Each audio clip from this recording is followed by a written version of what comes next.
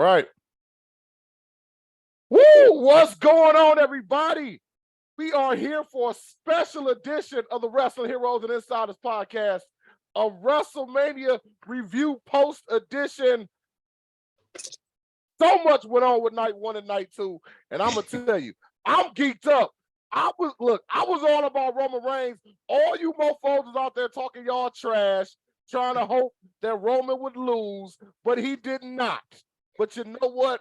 Normally, I try to be impartial.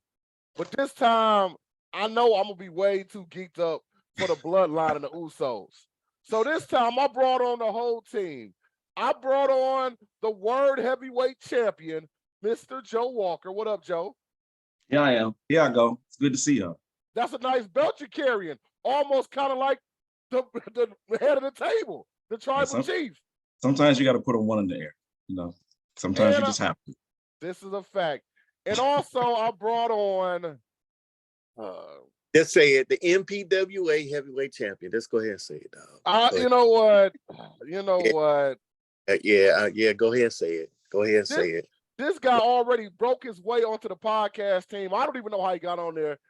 Somehow I was drunk one day. He signed his name on the contract. Oh my God. From the coach's corner, wow. We got the coach, man. Wow. Before we get too deep off into this, can I think we should acknowledge Coach. For what? His championship pedigree. Oh my God. His experience in professional wrestling, and for those of you who follow the Wrestling Insiders, the Wrestling Heroes and Insiders podcast, I had to stick up for Coach on a recent episode because some of y'all came at him about Rhea Ripley, and not only did he compliment her, I believe he was right if y'all watch WrestleMania. I saw that. And Joe, before we get started, I want to ask you, why did you feel the need to back that man up on his podcast? He ran his mouth, so the comments, they was on his ass. It was his fault. He said something about throwing the women down our throats or whatever he said. Then he want to make a part one, a part two? I mean, that's what happens when you attack the fans and attack their favorites. I'll tell you why. First and foremost, both of you guys have incredible histories as professional wrestlers. I do. Whipomania ran wild. Coach is still running wild. 27, almost 28 years strong. He made it abundantly clear that he was a fan of Rhea Ripley and what he liked about her, and he got attacked for it. So I felt us being a team, the trios of the Whip Show, I had to say something. So that's why I quoted him, the audio clip, exact quote, audio clip from what he said. And then I went in and shared my 2 cents on his behalf. Yeah, this you did. I guess somebody got to be a good team player. Man, look. What'd he say? What'd he call you, Will? A chump, a punk, and a big giant turkey? Yeah. Chump, a punk, big ass giant turkey.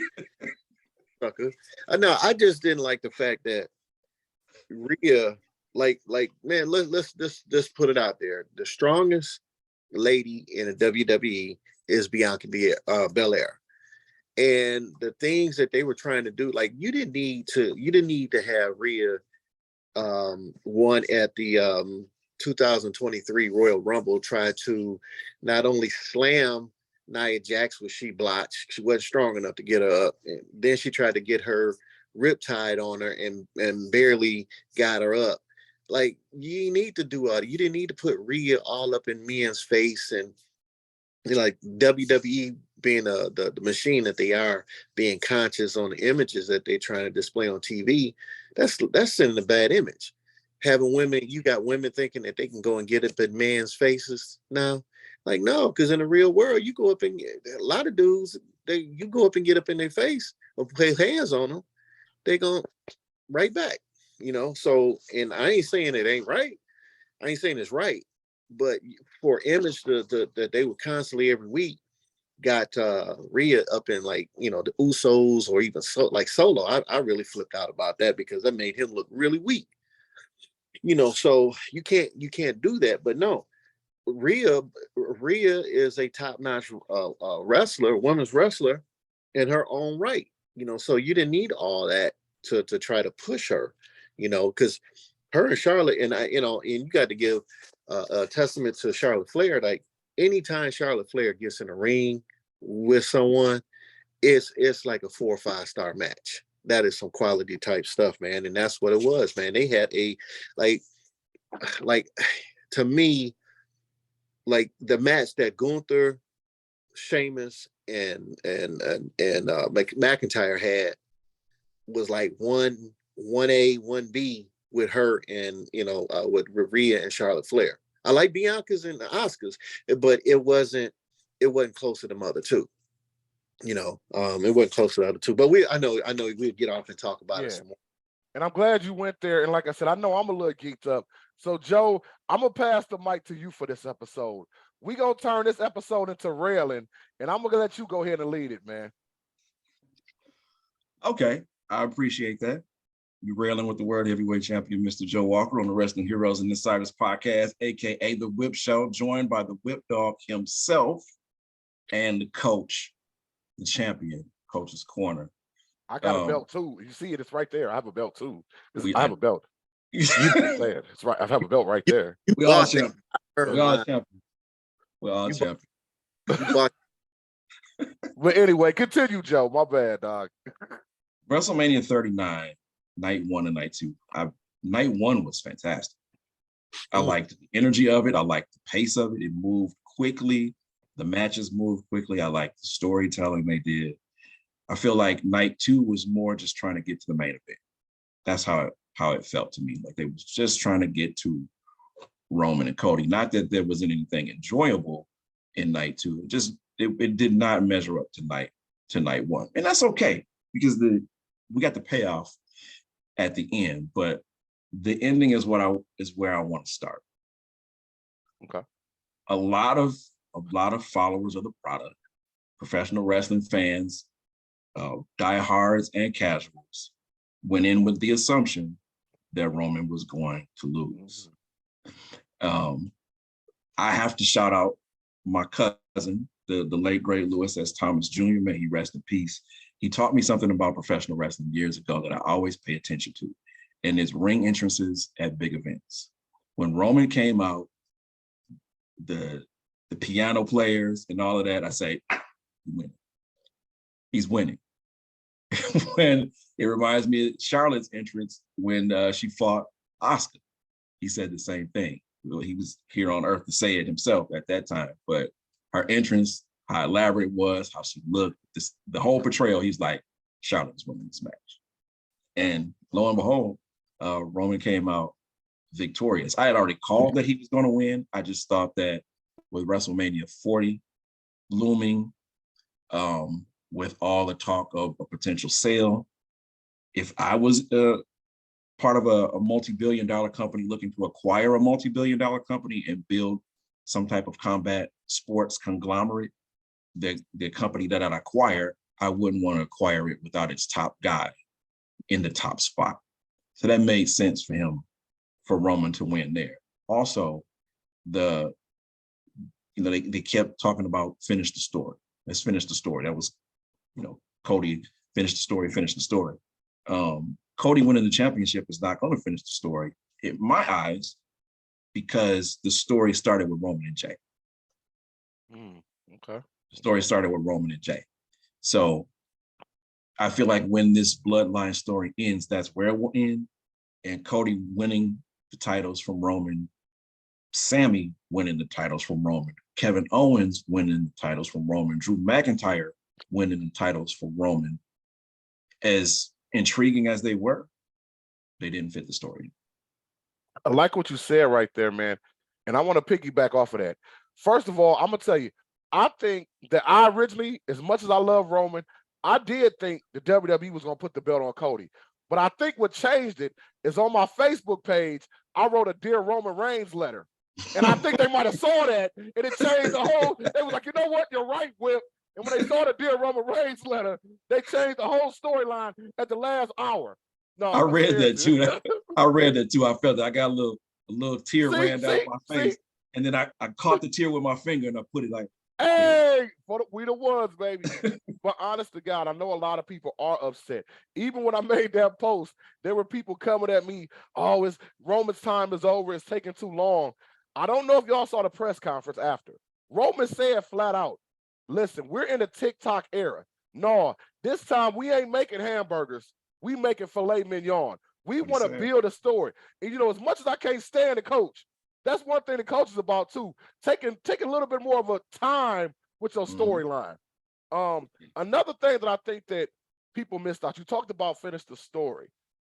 One thing, and I know Chuck does not like Bully Ray, but Bully Ray did say on Busted Open Radio about the fact that, yeah. You mean Mark? I know. Don't call him Bully. If you're going to call him out not by Mark, you call him Bubba. Okay, fine. Bubba, but he said that other than Goldberg, who has went all the way to the world title undefeated? And does Cody really deserve to go all the way to the world title undefeated?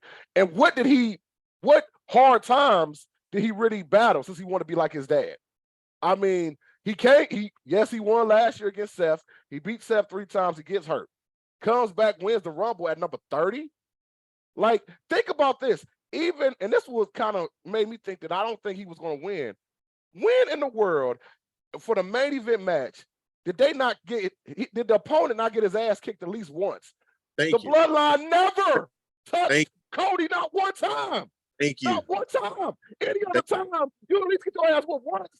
Thank you. So he would have just walked like a guy, like he was the Prince Charming to the world title. No, come on, man. That's why I was like, something is in the game, and I'm glad they changed it up. Fans, I know y'all hate that, but I'm glad they changed it up. But Coach, go ahead and say what you got to say. I know you got something. You know what?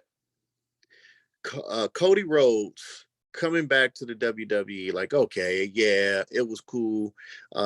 He had that marquee matchup with Seth Rollins, and I will give Seth Rollins all the credit in the world and saying, okay, this is good for business to taking these L's because Seth Rollins could recover from them. But Cody ain't did shit. He ain't done a damn thing since he got back to and then, as you mentioned, he comes back after an injury. And he gets number 30. You know, now had he got number 30, had he got number 1 instead of Gunther being, getting number 1, had he got number 1 and went through the whole roster, went through the other 29 guys, then I can say, had he started getting his getting lumped up, had he started getting his ass whooped a little bit before WrestleMania, I would have been like, okay, there's a chance because he's going through something. He's going up an uphill battle. You and I briefly spoke about this when the Usos, when they turned on Sammy, who was, they play Cody's music, and instead of the Usos keep beating on them, they bitch up and back off and back like. And remember, Cody had a suit on. Yeah, if anybody know anything about the Samoan dynasty, what in the hell would they run for somebody with the suit on? It's like 3-4 of them. Yeah, man, look, so you do that. I just looked at it like this. Cody has not done enough to unseat. And just because you're Dusty's son, that don't mean you don't have Dusty's charisma. You don't have, he's a lot more athletic than Dusty. But like, to me, Cody has not done anything in the business besides being Dusty's son to say, hey, I deserve to put an end to Roman Reigns, heavyweight championship reign. No, he hasn't done enough. And then, one other thing that I found was interesting.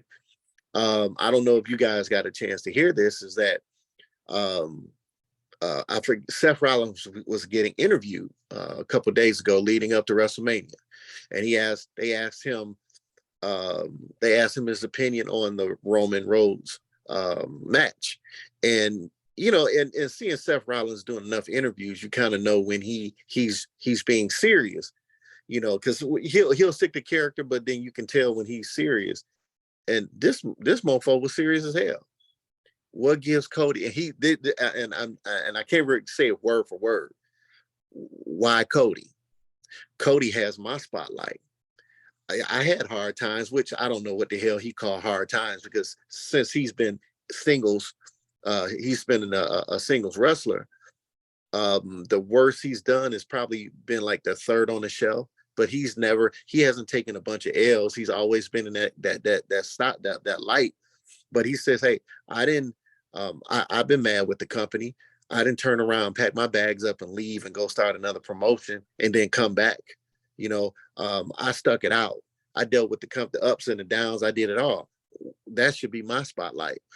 And it's like, okay, yeah, you can tell he's not happy about it. And then to make it even worse, another somebody else was interviewing Becky, and Becky in a tone, my husband, that should be my husband's spot.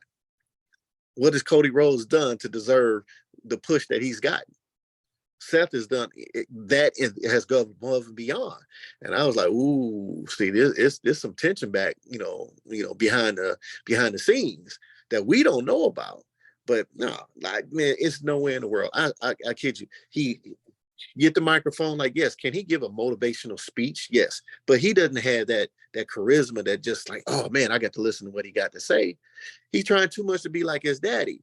No, dude, to me, Cody was best. I like him best as Stardust, when he was able to be charismatic, be creative, do something different. This shit that he doing now, like, it ain't nothing about him that at least to me that sticks out. He don't stick out. He just like everybody else. And to me, he's just the leader of the AEW wrestlers. This is trying to come back. He don't stick out. Go ahead, Joe. Yeah, exactly. I knew that was coming. Coach. I knew it was coming. Oh, I'm being nice right now, man. I'm being nice right now, man. I'm being nice. And Chuck, not to cut you off, it's funny you said that, because I was looking at one of the comments somebody was saying in another post, and again talking about that hard times with Cody and bringing up your dad. Well, you sit there, you come in there with your suit, you very dressed to death. You look great, but does that give off the common man that connection with the people? Coach, when you dress up and you put your little tight sweater vest on or whatever you put on, you're actually trying to show the fans you're better than them. True or false? I am better. What are you talking about? I ain't got to show. Well, with that being said, he is. So with that being said, so if you a face, what is your connection to them people? Since you want to beat Roman and act like you're so different than Roman, what is your connection to him? I'm just saying. What is it? What do you do to make yourself connect with them people, Cody? Hey, just from the outside looking in, I know we shouldn't say this as a man, but if you were to be one of those guys, if you're a kid or growing up, like you just got your son coming into the screen, Joe, as a child, who would someone want to be, Cody or Roman? You want to be Roman, but you come. Cody. Oh, so you got your son. I got to watch my language now. They play the song, and all these little dumbass fans want to get. Man, come on, man. Choir. Like, man, like, dude, it ain't nothing about that dude to say he should beat Roman. Now, it's a couple cats. Like I would say this: if that was Seth Rollins and Roman, then now you kind of got to like, okay, you got to do that. Yeah, you can go 50-50 on that one. I can see him ending it.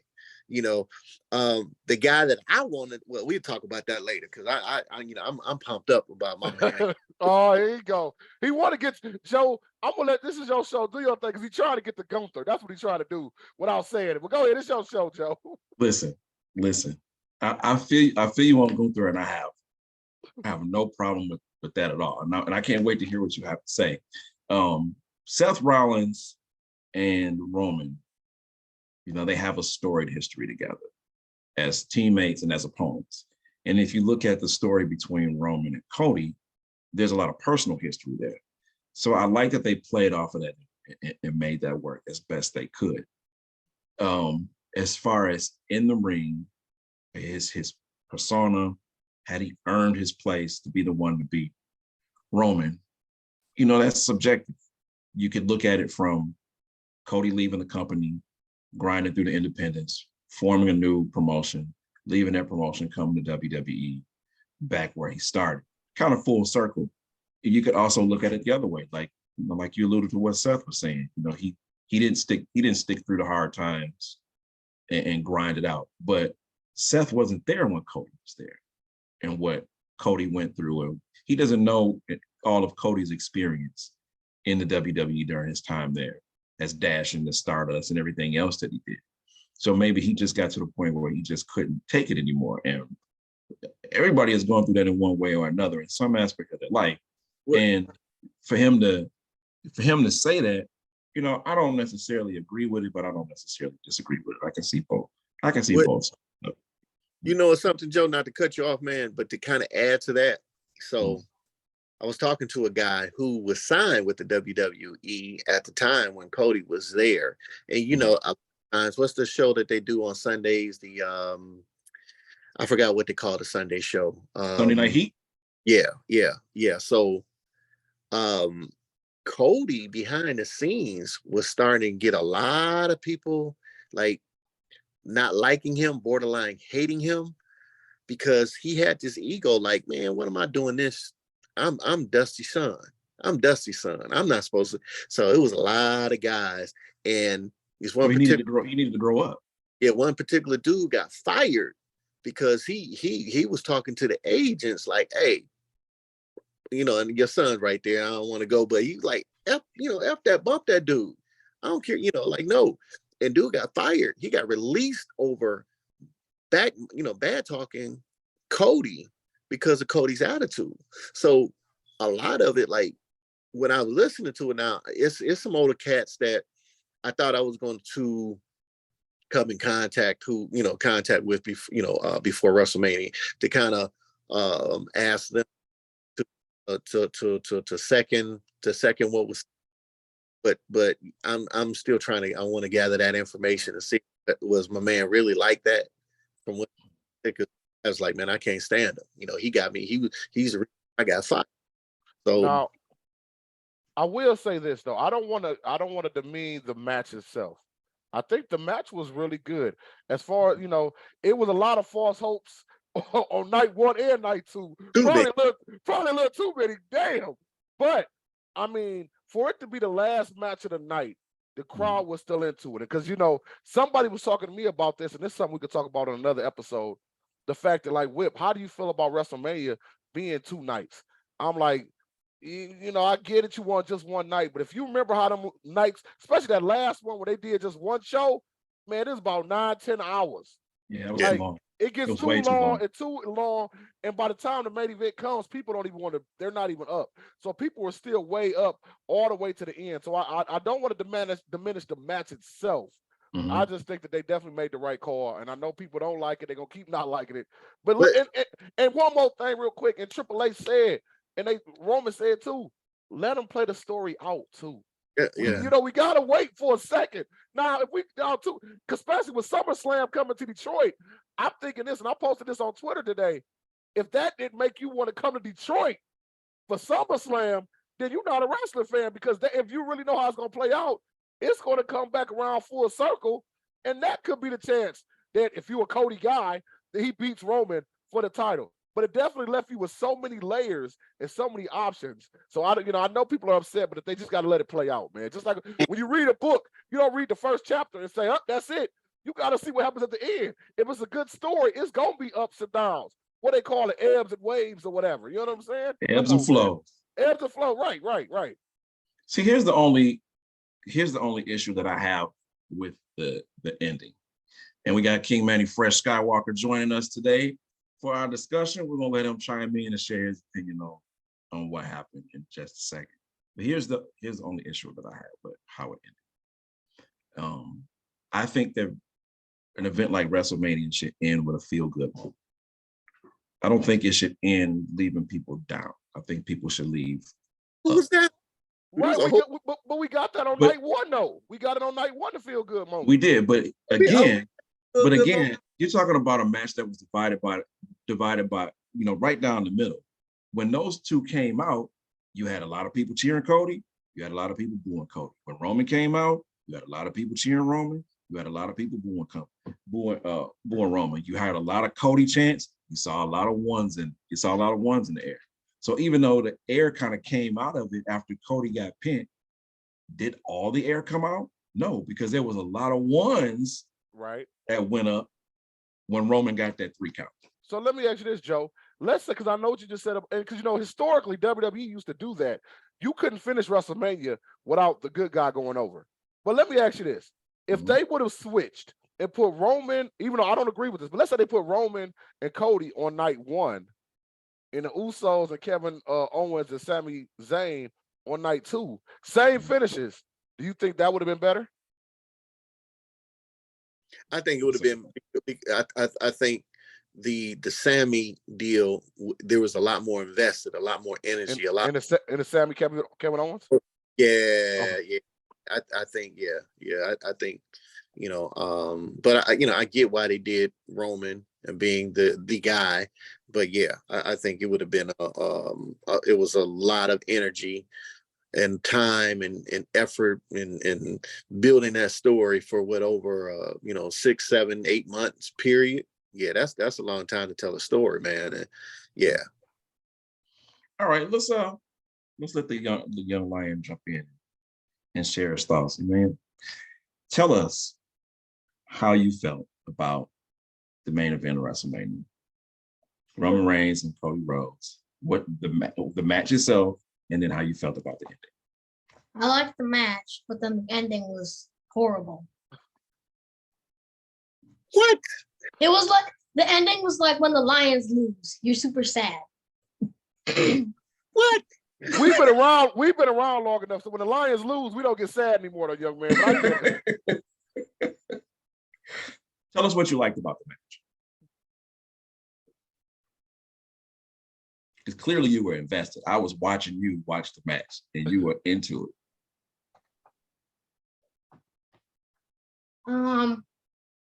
It was exciting.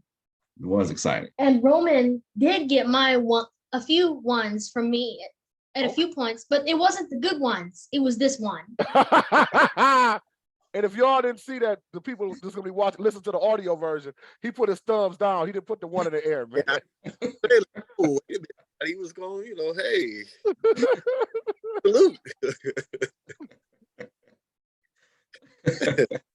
Why do you think Cody should have won? Because Roman is a big weenie pants, and he's always cheating. Hey, whoa. It's not cheating unless you get caught. Just remember that, kid. Remember that. It's not cheating unless you get caught. Real quick, guys. Didn't get caught. Real quick, guys. I don't want to break in with some bad news, but I just got word. My buddy Rob Hawkman used to work for WWE. Chuck, we had him on the show together. He's down there in LA. He just told me that it's official. Bushwhacker Butch did die. Rest in peace. Yeah, breaking news. Just want to let you guys know that I didn't want to bring the mood down, but yeah, he just literally just texted me that information. So can we do a moment of silence for him? Yeah, let's do a quick 10 seconds for him, guys.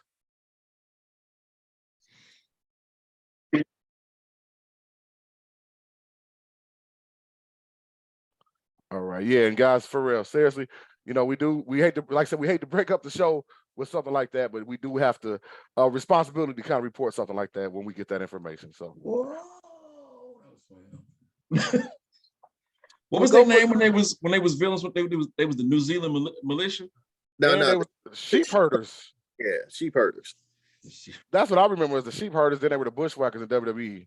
So if there was anything else, before that, they was villainous. They was vicious. Oh, look, I had to tell you, because a couple of times my brother and I shared the locker room with them, and the conversations that we had, and there's a couple of things like being from New Zealand, but I have to tell you when we don't have kid ears around some of the stories that were told to us. So yeah. Did they make you eat raw fish? No. They feed you sardines? No. Them cats was a little different. They was a little different. They was wild. And I heard I don't remember them before WWF, but I heard they was that sheep herders. They was out there. They was extreme. They could have been in ECW. They was look, extra.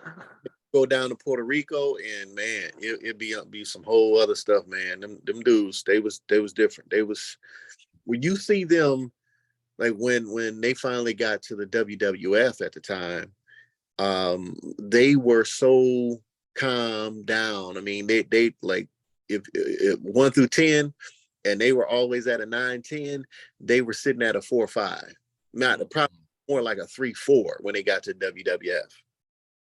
That's how turned down they were. You know, there was some there was some different dudes.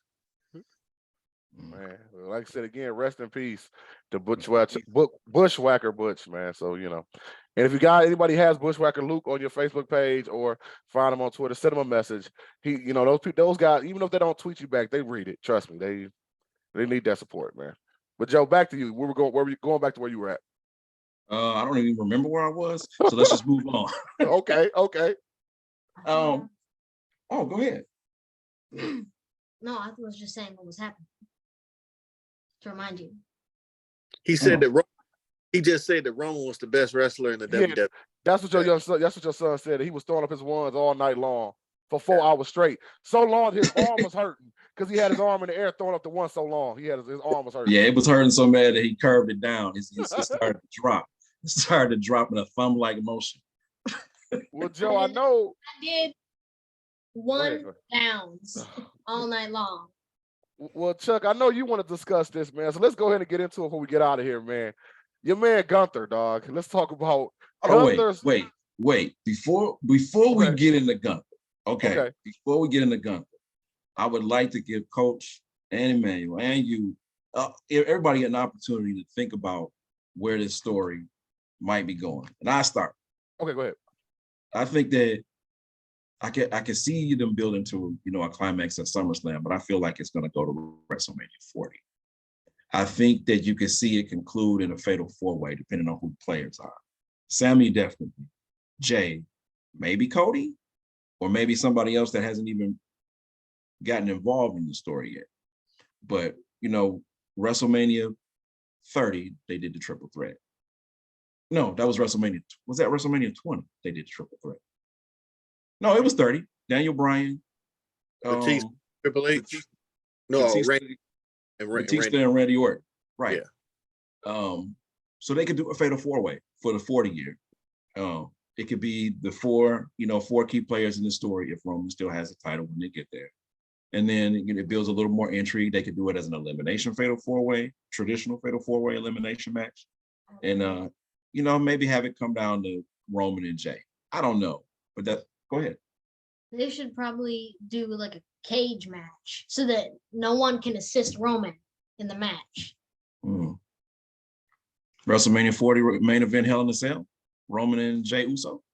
Roman and who would you like to see? Who do you think should be the one to beat? Either Cody or Sammy. Okay. Well, Chuck, go ahead and jump in. I got something behind it, but I want you to go first, bro. Well, I'm gonna tell you, I don't even think it's making it to SummerSlam. And reason being is that you have had several publications saying that Roman is due for a long vacation.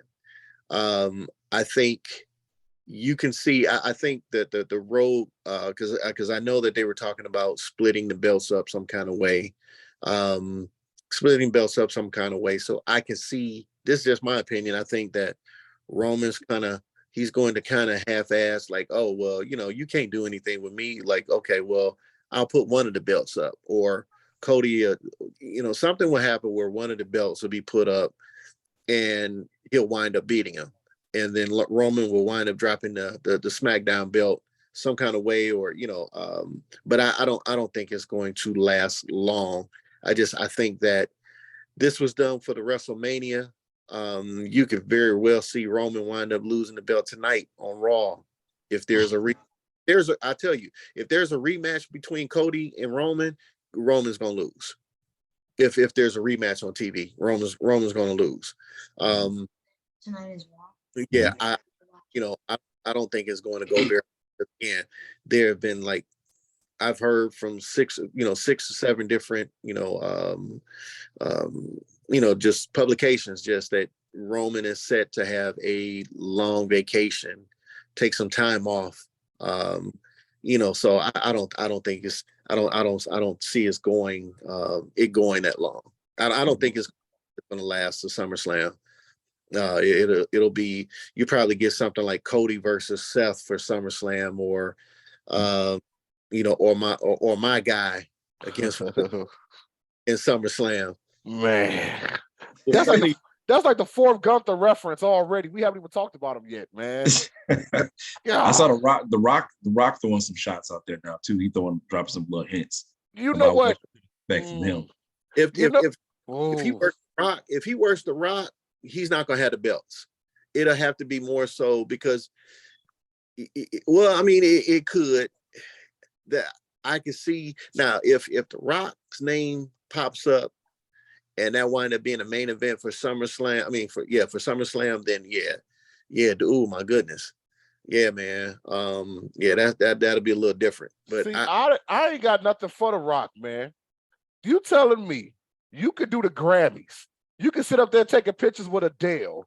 You could be at the XFL games, but you couldn't stop by WrestleMania for 15 minutes? Let's be honest, you live in LA now anyway. I can get Snoop Dogg dropping the people's elbow, but I can't get The Rock doing it for 15 minutes? Man, look, Rock, I listen, and when we post this video on Twitter, I'm tagging you. Stay your butt away from WWE. We don't want you back anymore. We don't want you back anymore. This was your WrestleMania. We don't want you back anymore. Hey, don't listen to him, Rock. Some of us still like you. Whatever, man. I'm expecting The Rock to show up on Raw tonight, honestly. Make your little movies, but we don't want you here. Hey, don't listen to him, Rock. Job, man. I need a job, dog. Don't listen. Jump in. Go ahead. You said that you thought that at SummerSlam, if Roman still has the belt, you thought there would be a Roman and Sammy rematch. Mm-hmm. But they could do a rematch anytime. They could do a rematch tonight.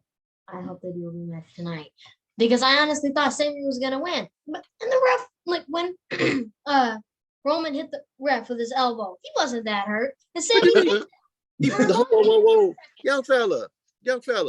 You mean the referee was in the wrong place? He bumped into Roman and got knocked down. Well, that is what happened. That is what happened. Total incidental. It's total accidental. It was total accident. Wait a minute. We just got a comment in from Josh Kelly. Rock respects the business enough to not half-ass a performance. Hold on. Well, who just said that? Josh Kelly, he's former radio producer of mine, and he said Rock respects the business enough to not. And he says, plus, didn't Rock injure himself in the last two matches? Yes, The Rock did injure himself. Exactly why, again, he needs to stay away from the business. We don't need him. We're good. We're good. Whoa. Well, let me say this. All right.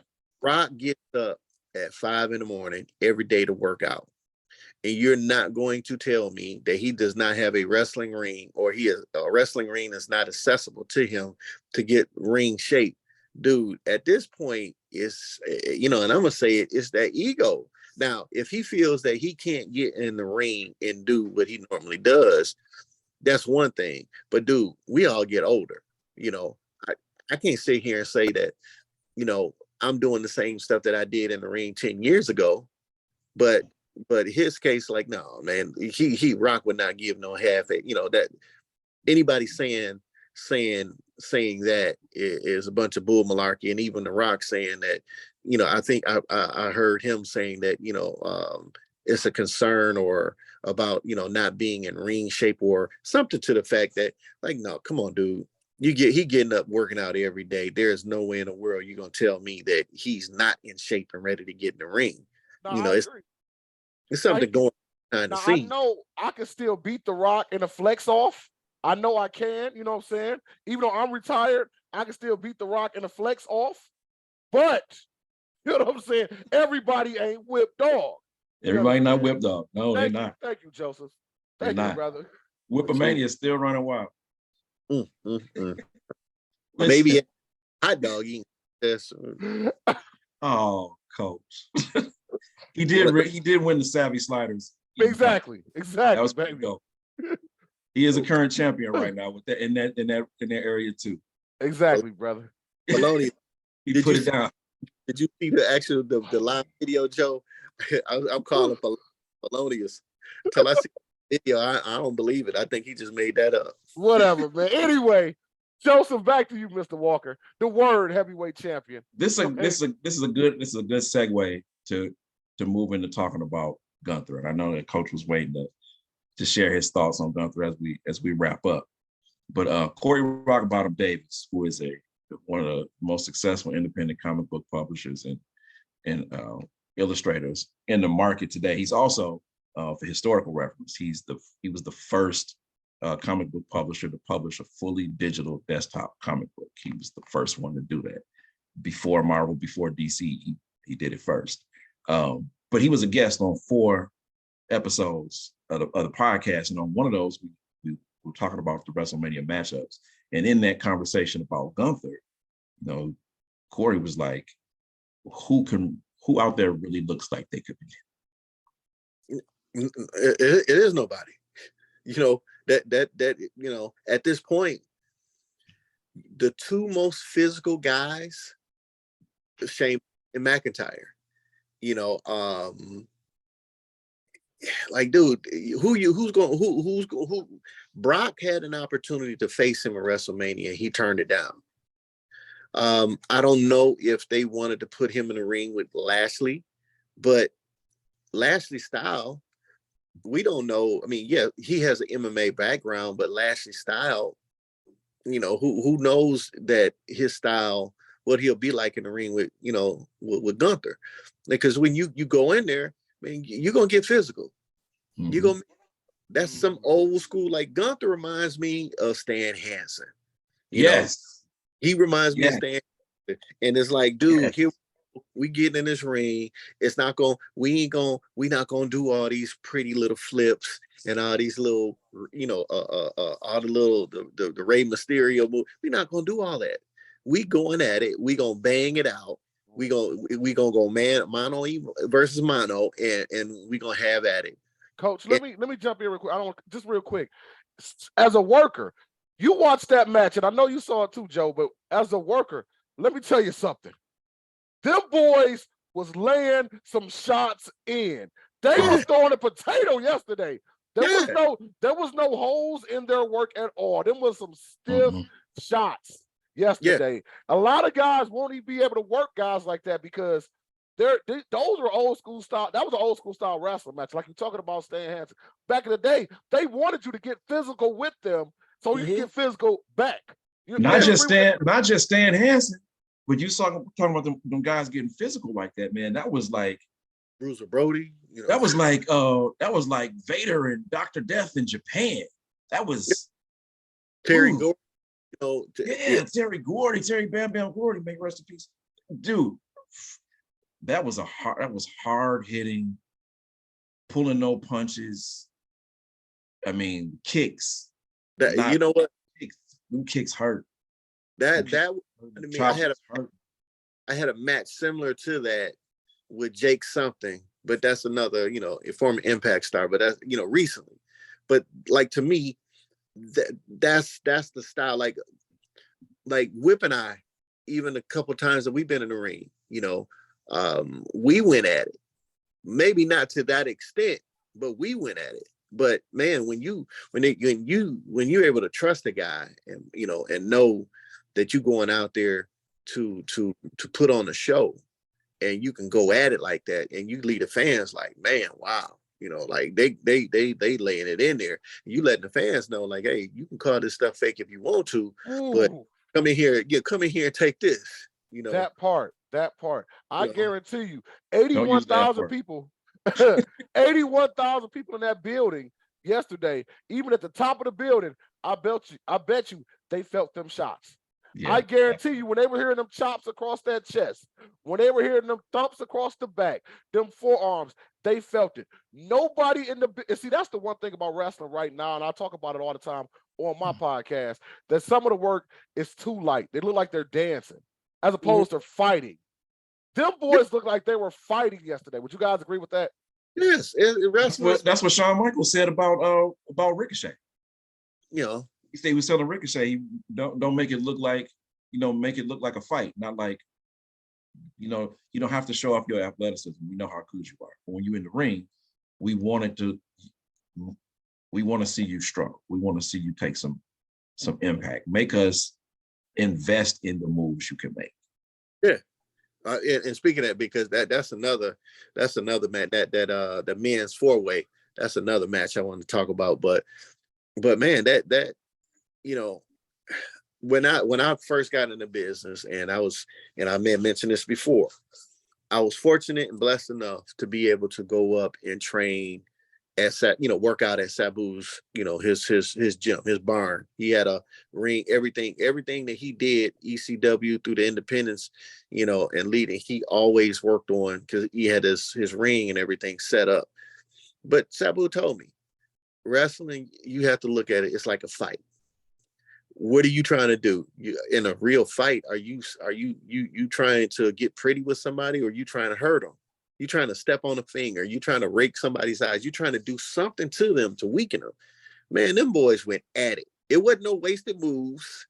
It wasn't no like, oh hey, we're gonna go off the ropes and we're gonna do this and do duck. Like, nah, dog. You come off the ropes, you was catching a heavy clothesline, or you was catching a boot. That's what it was supposed to be like. But right now, who's going to take that belt from Gunther? You know what I'm saying?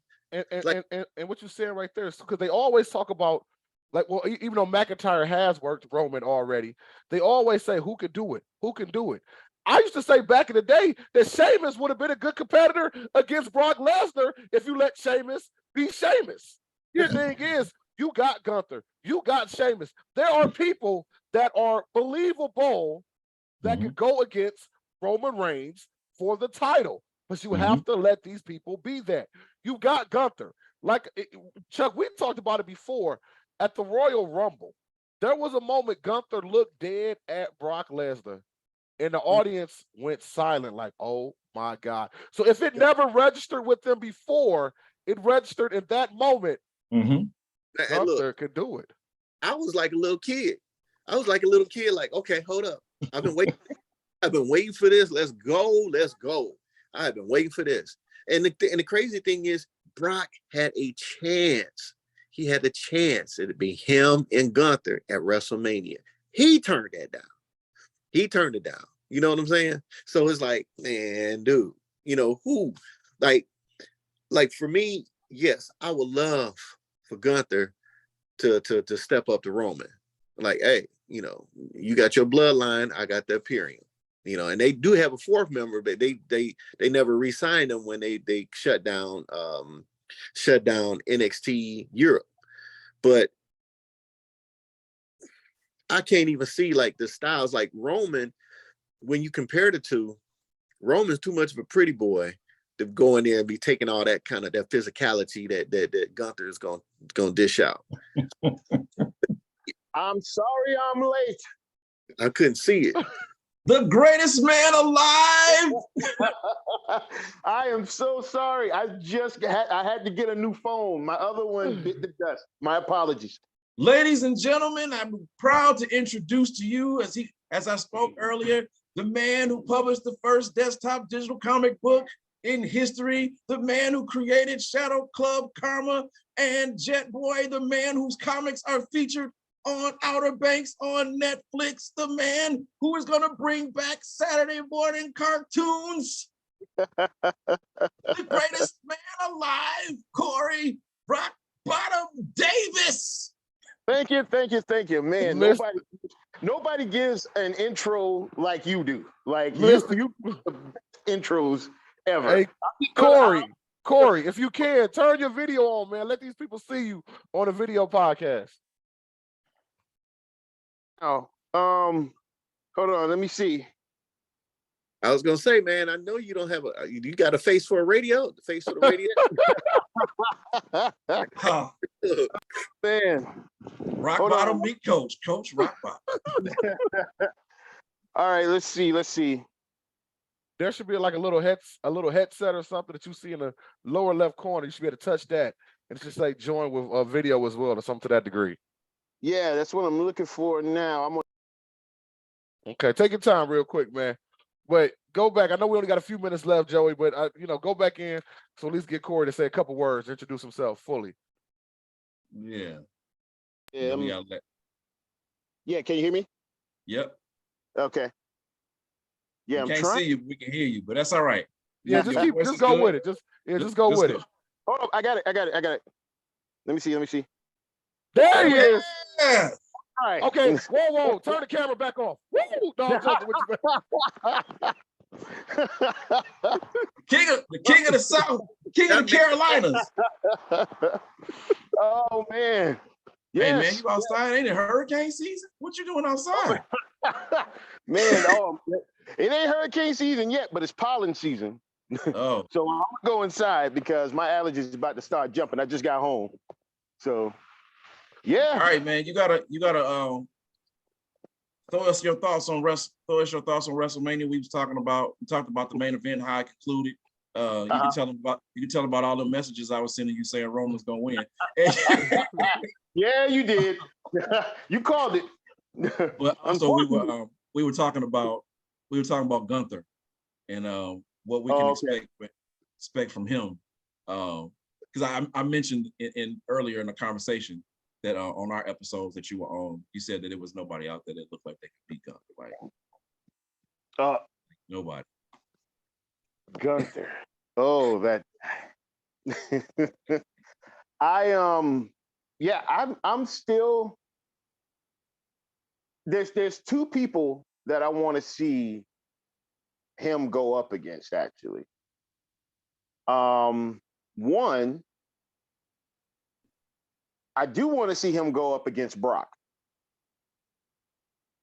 I do want to see him do Brock. I think they kind of teased us all at the Rumble,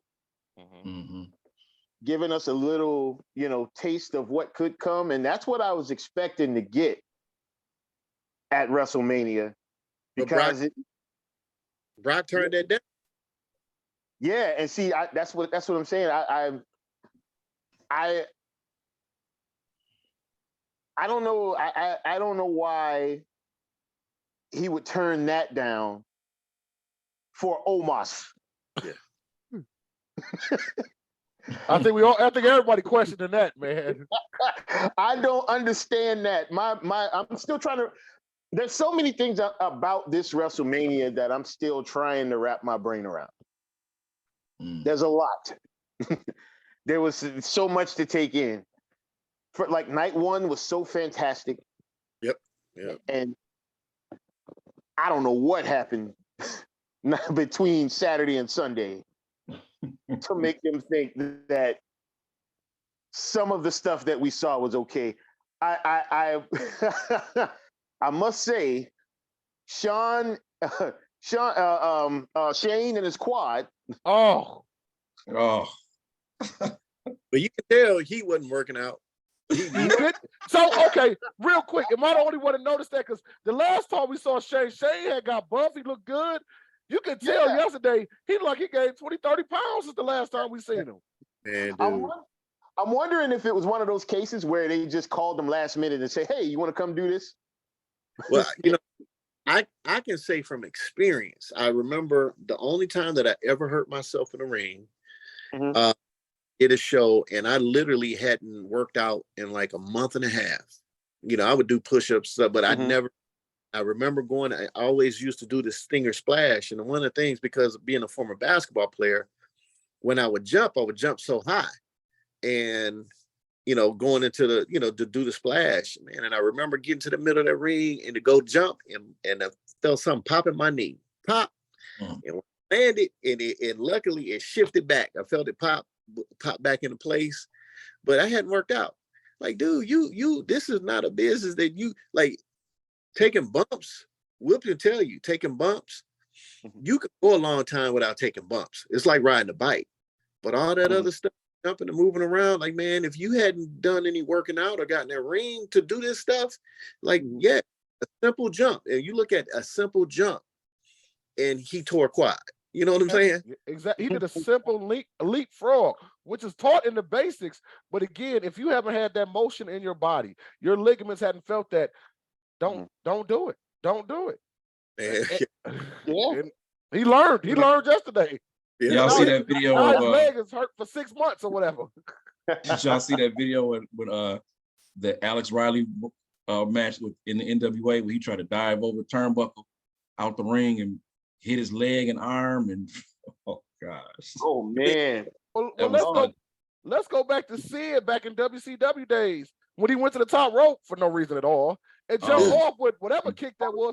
That was one of the nastiest looking injuries when he hurt his I've ever leg. seen. I remember that.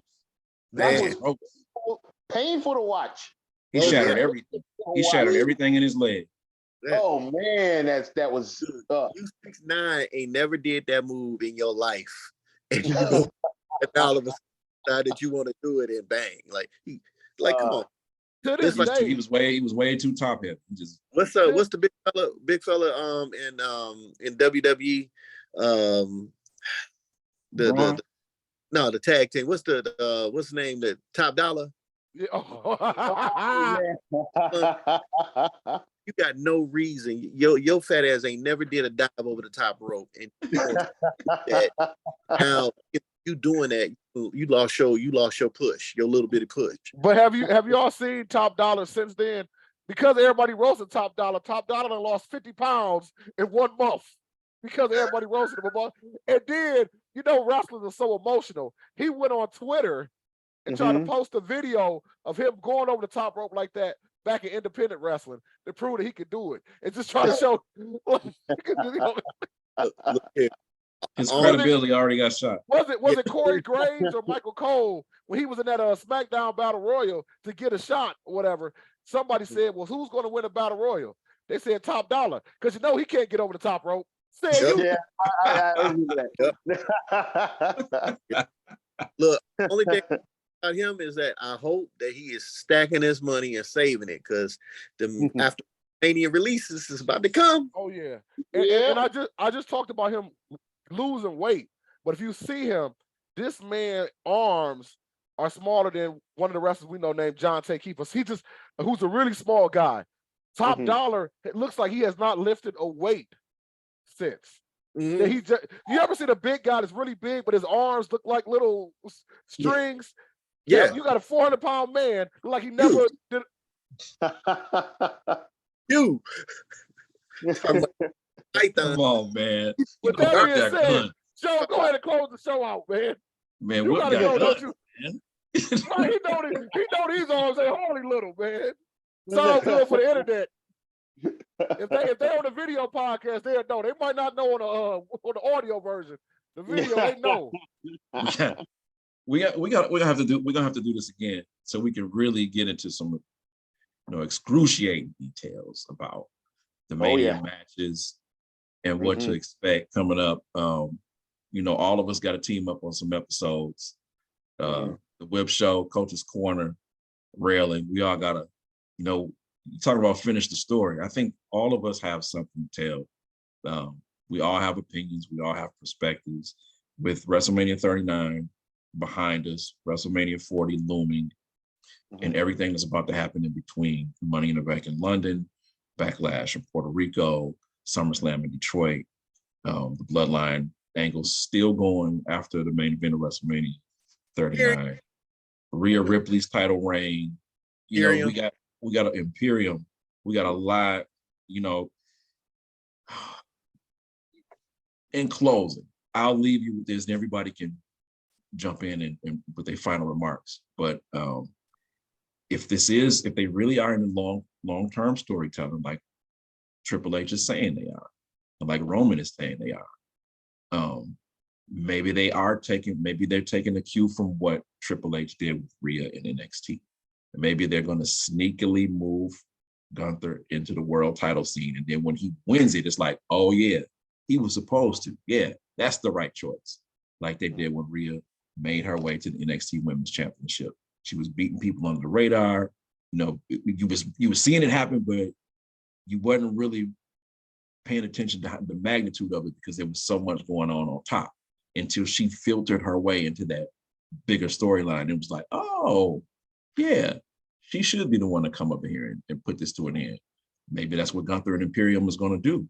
You know, they're all about this, the reputation and the professional wrestling, how they carry themselves. They carry themselves like champions.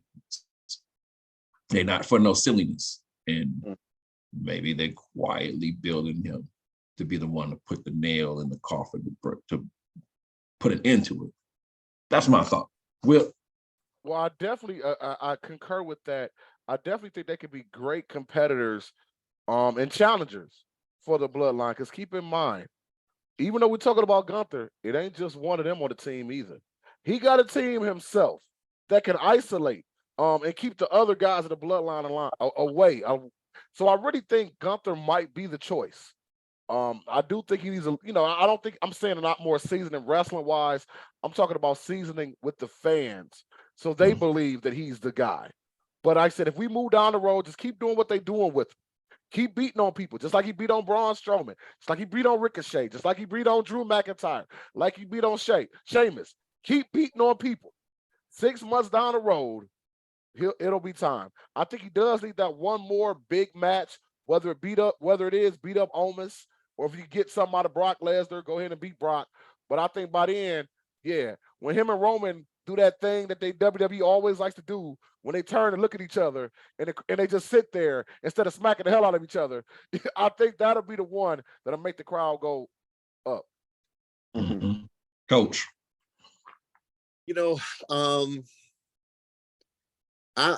Because I keep saying I don't think that the bloodline with Roman having both belts is going to go. I don't think it'll last at SummerSlam. That's just my personal opinion. I think some kind of way they're going to get one of the belts off of him and put it on Cody. As much as I love Gunther and I want to see him take on Roman, I don't think that they would do that. Now they should, but if they're telling a story, yeah, he needs a Brock Lesnar, maybe a Bobby Lashley. He needs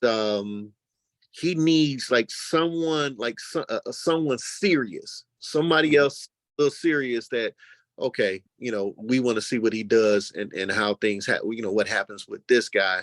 He needs one more, maybe two, to keep building momentum.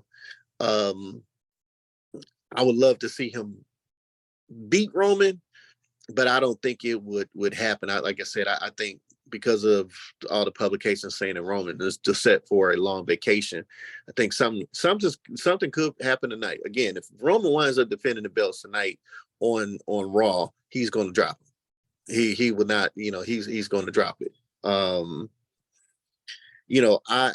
One of the things that we didn't get a chance to talk, but I want to give a big shout out to the 4 teams that was in the tag team tournament, not tournament, but the 4-way, the men's Saturday night. I thought out of all the finishes, and I'm a big tag team guy, broke into the business of the tag team, me and my brother. Cole brothers. Yep. And a lot of people don't know, that, that Chump Whip Dog is, I've held tag belts with my brother, but the only other person I've held a tag team championship with is him. It was Whip. And I carried the whole team. I just want y'all to know that I carried the team. I carried the team. So it's so bad with carrying his ego, like, oh my goodness. But that, I thought it was so much to that. And I thought the ending was perfect. How the whole sequence, it wasn't any false finishes. Boom. Ricochet tried to hit his 450 splash, met them knees, and Pretty Boy came off the top rope for that splash, and 1, 2, 3. That's how it ended. The crowd was hot. I'm like, okay, yeah. To me, that was like the third best match.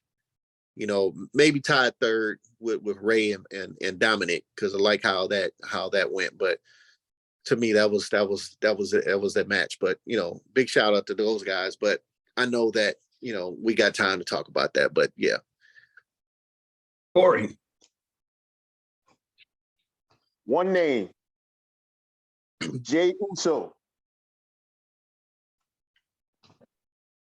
I can see them building towards Roman and Jay. Might not be tonight, but I think between now and SummerSlam, we're going to get something with Roman and Jay. I think that's why they're dragging this thing out. They've been kind of teasing it a little bit here and there, but I see something coming with Jay. I mean, I think I can see Cody getting one belt and maybe Jay getting the other one. I think that there might be something going like where they build something towards both of those. And if they do drag this thing out to SummerSlam, because I heard the same thing that Roman's going to be on a long vacation or whatever. I just thought it was going to happen a lot sooner, you know. But if they do drag it to SummerSlam, I just think that before SummerSlam, he'll drop one belt, and probably at SummerSlam, he drops another. And the only two that I can see right now is Jay and Cody. One takes one takes the other one. Okay. And that's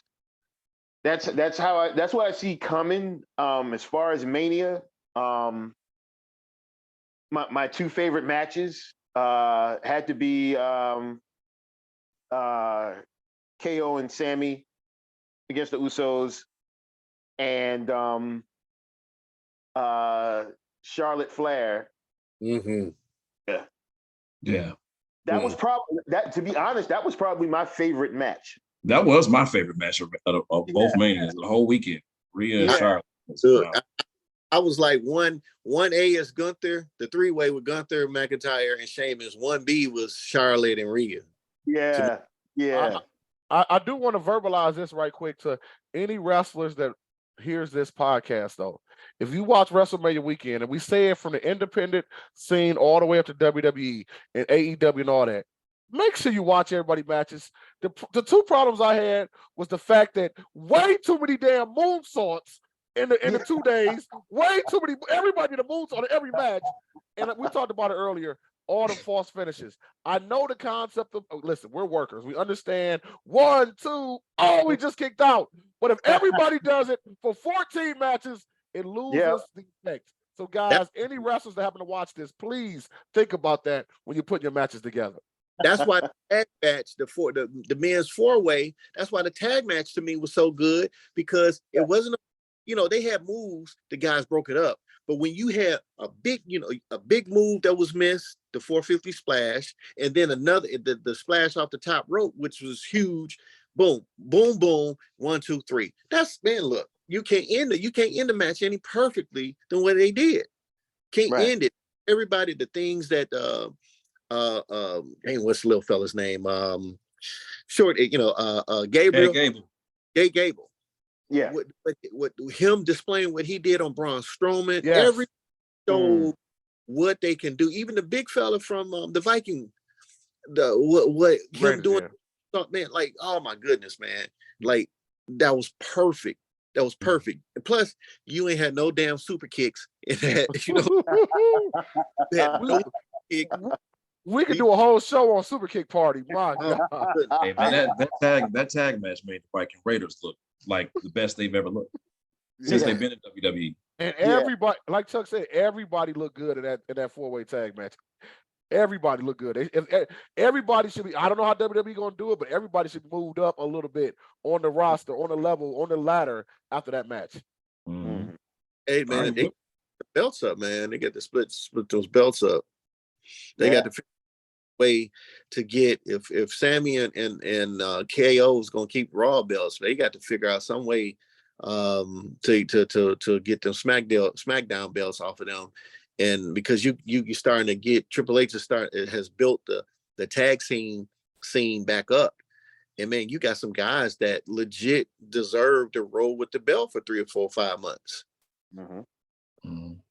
Well, Joe, I know you got to get out of here, so we're not going to hold you up. We're going to go to closeout. I know you already went through your closeout. Do you mind if I finish off the closeout? Or no, you got to, Will. You have to. Well, guys, thank you very much for tuning in on this special Monday before Raw post WrestleMania edition.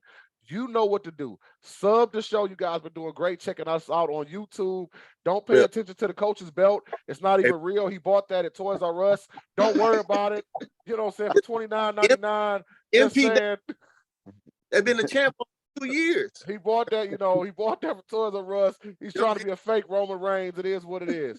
But guys, make sure you check out the Coach's Corner. That is the show on the network. I don't know why you would want to check it out, but go ahead and check it out. You can find that on the Whip Show podcast page. Also, check out Railing with the Word Heavyweight Champion, Mr. Joe Walker. And like he said, he's had multiple times in the last couple episodes, Corey RocBottom Davis. Thank you for being on the show with us as well. So sub us, follow us, share the page, keep watching the videos. We had a great month last month. Over 58,000 views in 1 month on YouTube. That is dope as hell. Let's keep them numbers going and growing.